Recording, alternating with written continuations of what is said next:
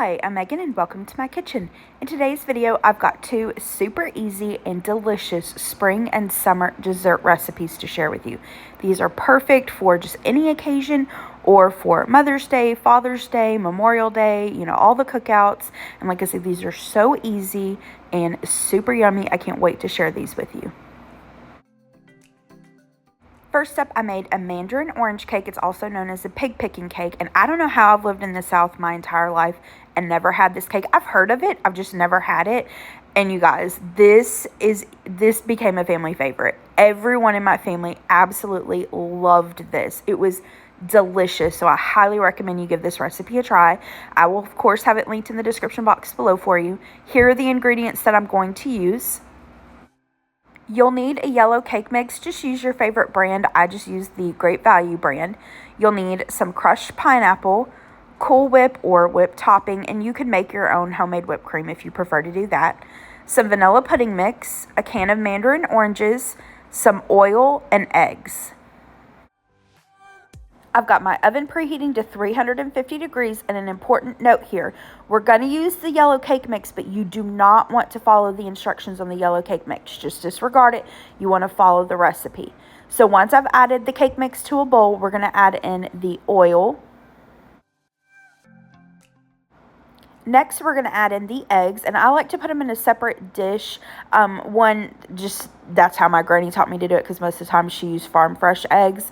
But also, I like to give it a little mix outside of, the larger mixing bowl. For me, it just makes it a little easier to mix it up, but you don't have to do that if you don't want to. You can just toss them all in the bowl. Once we've added in the eggs, we're going to add in the Mandarin oranges, and you do not want to drain this. You want to leave the juice in there. We are going to take out some Mandarin oranges for the top. If you don't want to do that, you don't have to do that, but it just makes a nice little garnish, and it helps people know, kind of what the flavor of the cake is. So we're going to mix that up really, really well, set that to the side, and then you're going to put this into a greased baking dish. I've got a 9x13 foil pan here, and I did spray it with some of the Pam baking spray. You could just use butter, flour, parchment, however you like to grease your pan.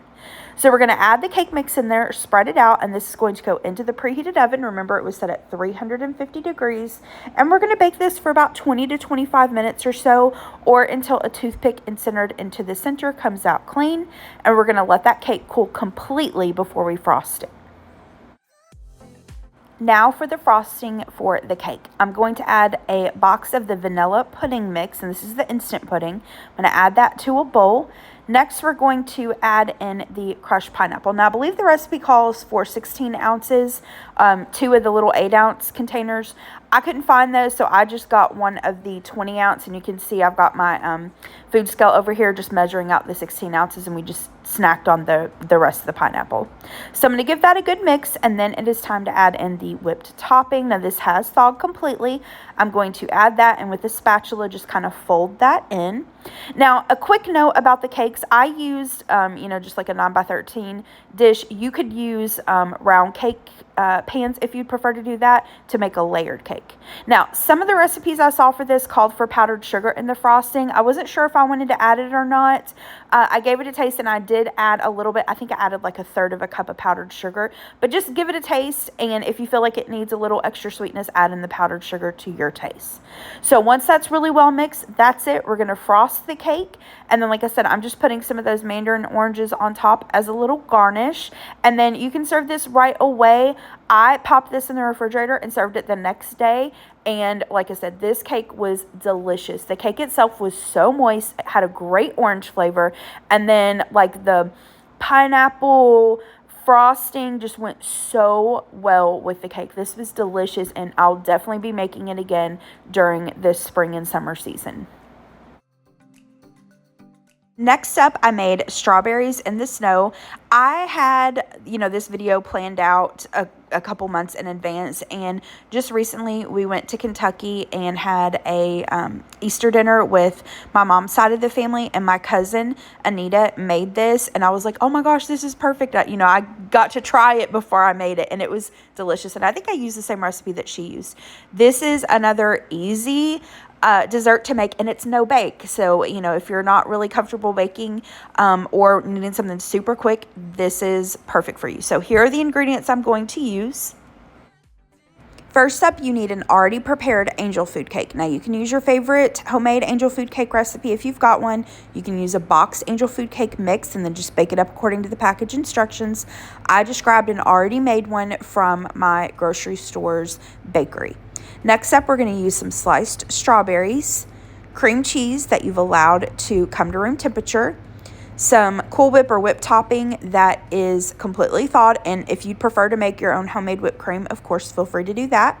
We need some strawberry glaze, and you could just find this in your produce section. Most of the time it's near the strawberries. And then we need some powdered sugar. Now, to a bowl, we're going to add in the cream cheese, and I'm going to give it just a little mix to get some of the, air incorporated and soften it up a little bit. And a quick note, I just thought of this.